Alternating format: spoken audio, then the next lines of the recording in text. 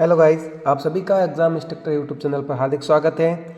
अगर आप किसी भी कंपटीशन एग्ज़ाम की तैयारी कर रहे हो तो ये जीके का वीडियो आपके लिए बहुत इंपॉर्टेंट है।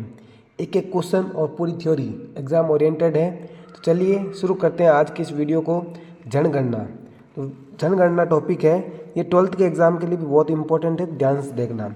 जनगणना क्या है? सबसे पहला क्वेश्चन की जनगणना है क्या? जनगणना एक विशिष्ट सर्वे है जिसमें देश की हर व्यक्ति और घर जाकर आबादी, सामाजिक, आर्थिक, घरेलू जानकारी एकत्रित की जाती हैं। न केवल लोग कितने हैं बल्कि क्या करते हैं, उनकी शिक्षा, भाषा, धर्म आदि सब के बारे में विवरण होता है, वही होता है जनगणना। तो इसके बारे में कुछ इंपॉर्टेंट डाटा कि जनगणना कितने साल में होती है, तो हर 10 साल के अंदर जनगणना होती है। तो इसका मतलब भारत में किस प्रकार की जनगणना है? 10 की है। 10 साल का मतलब है 10 की जनगणना है। भारत की अभी 16वीं जनगणना होगी 2027 में। 16वीं जनगणना यानी भारत में 16 जनगणना, 15 हो चुकी, 16वीं भी है। ये पूरी तरह डिजिटल जनगणना है, ये पहली डिजिटल जनगणना है, ध्यान रखना। यानी जो 16वीं जनगणना है 2027 में हो रही है, ये पूर्णतः डिजिटल जनगणना है। ये जो जनगणना होगी वो 2 चरणों में होगी। पहला चरण है हाउस लिस्टिंग और घरों की सुविधाओं का डेटा, जो अप्रैल सितंबर 2026 में लिया जाएगा। और जनसंख्या गणना है वो फरवरी मार्च 2027 में ली जाएगा। नेक्स्ट देखो,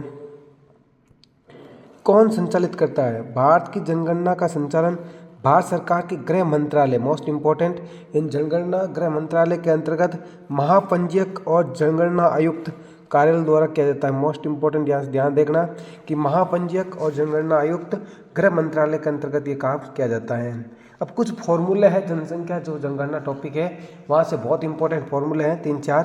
पहला है कि वृद्धि दर, जनसंख्या की वृद्धि दर क्या होती है? तो इसमें जैसे मान लो कि जनसंख्या अभी 5 से बढ़कर 6 हो गई, इसका मतलब क्या है कि अब जनसंख्या 6 हो गई, इसका मतलब बढ़ गई है। कितनी बढ़ी?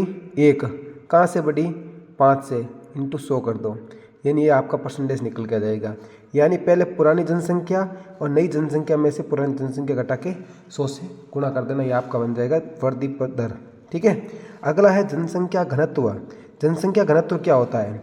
जैसे कि ये कोई एरिया है, इस एरिया के अंदर कितनी जनसंख्या रहती है, तो ये 1 किलोमीटर एरिया है, इसमें अगर 20 जनसंख्या है तो इसका जनसंख्या घनत्व हो जाएगा 20। नेक्स्ट देखो, लिंग अनुपात। तो लिंग अनुपात में तो पुरुषों को नीचे और महिलाओं को ऊपर डिवाइड करना है और 100 से 1000 से गुणा कर देना है। नेक्स्ट है साक्षरता दर। लिटरेसी रेट क्या थी? तो लिटरेसी रेट, साक्षरता दर, वो कुल जनसंख्या के अंदर कितने लोग साक्षर है उसे 100 से गुणा करोगे तो परसेंटेज के अंदर आ जाएगा। नेक्स्ट देखो, जनगणना से रिलेटेड कुछ इंपॉर्टेंट क्वेश्चन हैं जो एग्जाम में बार बार आते हैं और इनमें आप बार बार गलती करते हैं, तो थोड़ा ध्यान से इसका आंसर देना। पहला है कि भारत में पहली जनगणना कब हुई? 1872 में लॉर्ड मेयो के समय में हुई थी, लेकिन यह 10 की जनगणना नहीं थी।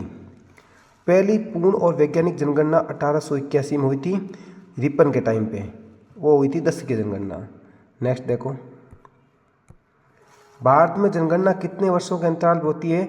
10 वर्षों के अंतराल में होती है, इसलिए इन्हें 10 की जनगणना कहा जाता है। नवीनतम जनगणना कब हुई? तो लेटेस्ट 2011 के अंदर हुई थी। अब देखो, भारत में जनगणना कराने की संवैधानिक व्यवस्था किस अनुच्छेद में? मोस्ट इंपॉर्टेंट, ये ऐसा क्वेश्चन है जो किसी एग्जाम में पूछा जाता है लेकिन अभी इसका बार बार रिपीट नहीं हो रहा है। संघ सूची के अंदर है और 69वां विषय है, ये इंपॉर्टेंट क्वेश्चन है। यहाँ से ये तो रिपीटेड क्वेश्चन है लेकिन ये क्वेश्चन अब फ्यूचर में बनने वाला है, 69वां विषय है, ध्यान रखना। नेक्स्ट देखो, जनगणना किस मंत्रालय के अंतर्गत आती है? तो गृह मंत्रालय, होम मिनिस्ट्री के अंतर्गत आती है जनगणना, यानी कार्य करवाने का काम करती है होम मिनिस्ट्री। भारत में जनगणना आयुक्त किसे कहा जाता है? तो भारत के महापंजीयक को जनगणना आयुक्त कहा जाता है। जनगणना 2011 का नारा क्या था? यानी इसमें कोई नारा दिया जाता, वो था ओवर सेंसस ओवर फ्यूचर, हमारी जनगणना हमारा भविष्य, ये नारा था। नेक्स्ट देखो, जनगणना 2011 के अनुसार भारत की कुल जनसंख्या कितनी थी? तो 121 करोड़ लगभग भारत की जनसंख्या थी। जनगणना 2011 के अनुसार भारत की 10 की वृद्धि दर कितनी थी?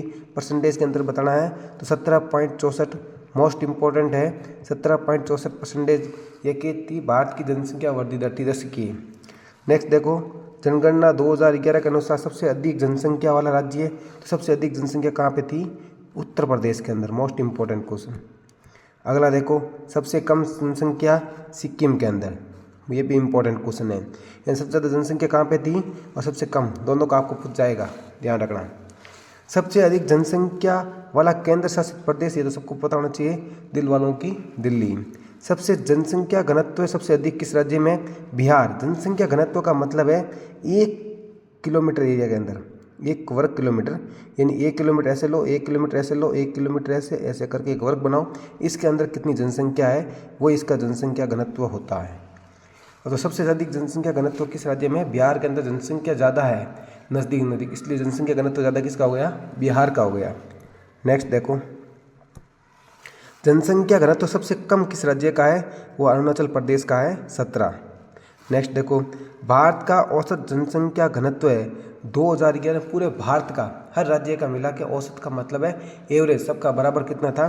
382 व्यक्ति प्रति वर्ग किलोमीटर। इंपॉर्टेंट है इसका लास्ट का डाटा भी, क्या इसमें किस इकाई मापते हैं? तो व्यक्ति प्रति वर्ग किलोमीटर। जनगणना 2011 के अनुसार साक्षरता दर कितनी थी भारत के, पूरे भारत की? तो 74.04% भारत की साक्षरता दर थी, इम्पोर्टेंट है। नेक्स्ट देखो, सबसे अधिक साक्षरता वाला राज्य, सबसे ज़्यादा पढ़े लिखे कहाँ पे थे? केरल के अंदर। सबसे कम पढ़े लिखे कहाँ पे है? बिहार के अंदर। पुरुष साक्षरता दर कितनी थी? तो 82.14% पुरुष पढ़े लिखे थे, और महिलाएं कितनी थी? 65.46% महिला साक्षरता है। तो दिख रहा है कि यहाँ महिलाएं कम पढ़ी लिखी है, पुरुष ज़्यादा पढ़े लिखे हैं। अगला है, जनगणना 2011 के अनुसार लिंग अनुपात कितना था? यानी 1000 पुरुषों पर महिलाएं कितनी थी? तो वो थी 943 महिलाएं। इसका मतलब महिलाएं कम थी। सबसे अधिक लिंगानुपात वाला राज्य कौन सा है? केरल। यानी सबसे ज़्यादा लिंगानुपात महिलाएं कहाँ पर है? वो केरल के अंदर है, और सबसे ज़्यादा साक्षर भी यही राज्य है, ध्यान रखना। अगला देखो, सबसे कम लिंगानुपात यानी सबसे ज़्यादा कम महिलाएं कहाँ पर थी? हरियाणा के अंदर। इसीलिए यहाँ पर एक योजना चलाई गई थी 22 जनवरी 2015 को।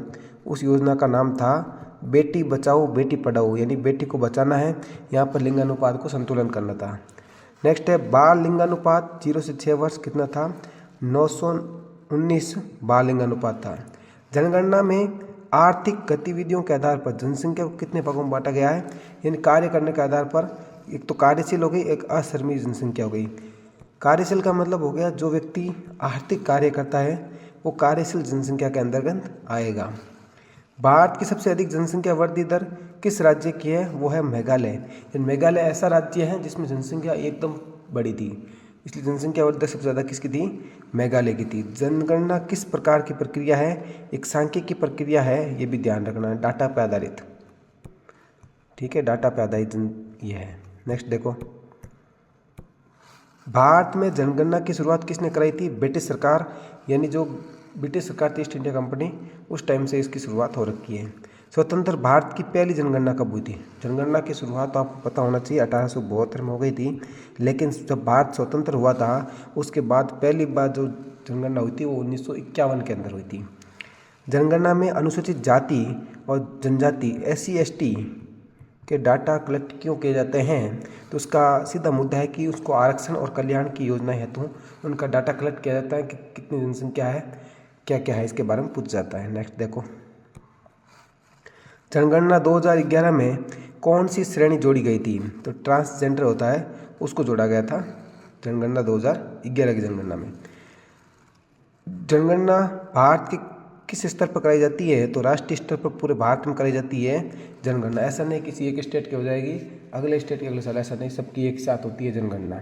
तो इस प्रकार से जो जनगणना वाला टॉपिक था, जनसंख्या और जनगणना, ये 12th के अंदर NCERT के अंदर भी टॉपिक है, तो 12th वाले बच्चे भी पढ़ सकते हैं। अगर आपने यहाँ तक इस वीडियो को देखा है, इसका मतलब आप एक सीरियस एस्पिरेंट हो। अब कमेंट में लिखो कि वीडियो आपको कैसा लगा है, और अगर आपको वीडियो पसंद आया तो एक लाइक ज़रूर करें, और ऐसे ही एग्ज़ाम ओरिएंटेड कंटेंट के लिए हमारे चैनल को सब्सक्राइब करें। जय हिंद, जय भारत।